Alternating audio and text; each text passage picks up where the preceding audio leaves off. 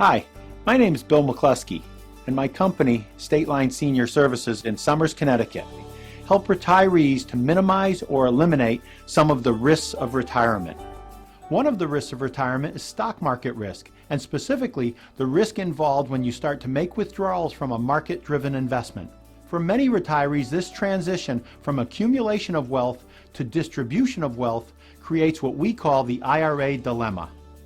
The IRA dilemma is the idea that we can invest our IRA or 401k in the same type of investment as we approach retirement and age 70 and a half as we have the past 30 years and get the same result.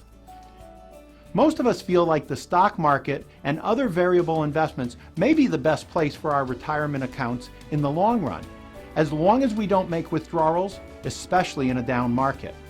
After all, it worked pretty well for the last 30 years while we've tried to accumulate some wealth.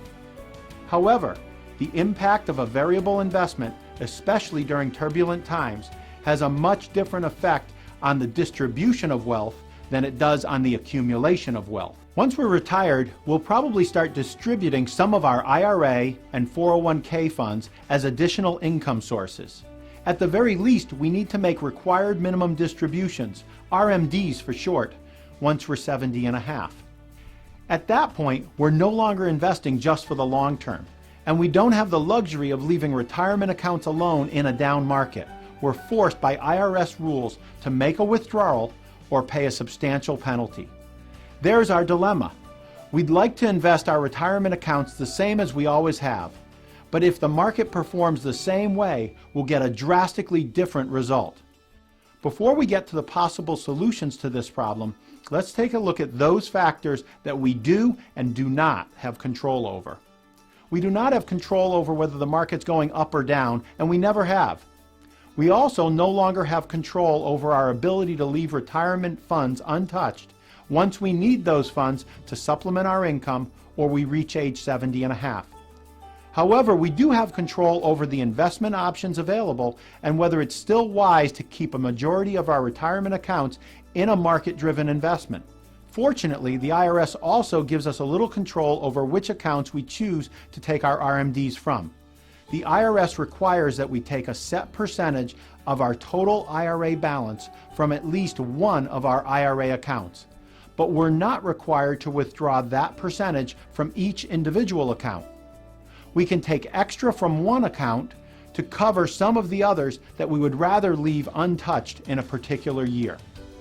Let's take a look at an example of a $200,000 IRA. We'll assume an RMD of 4% or $8,000. If all of our funds were in the market and our investment was down 20%, we'd need to sell what was $10,000 in shares to get our $8,000 check for a $2,000 loss. However, if we had split that IRA into two $100,000 accounts, one still in a variable investment and one in a fixed investment that gives you some of the gains when the market's up, but none of the losses when the market is down. Then, when the market was down, we could leave the variable investment alone and take your entire $8,000 RMD from the safe money account that has no market risk. This would allow you to take your $8,000 RMD without experiencing a loss and allow your variable investment to recover with the market untouched. On the other hand, when your variable investment has a particularly good year, you could take that $8,000 RMD from the IRA and capitalize on the growth of the market by selling high. By splitting your IRA, you can use the stock market the same way you have the past 30 years and solve the IRA dilemma. For more information on this and other retirement planning strategies, call our office for a no-cost, no-obligation review.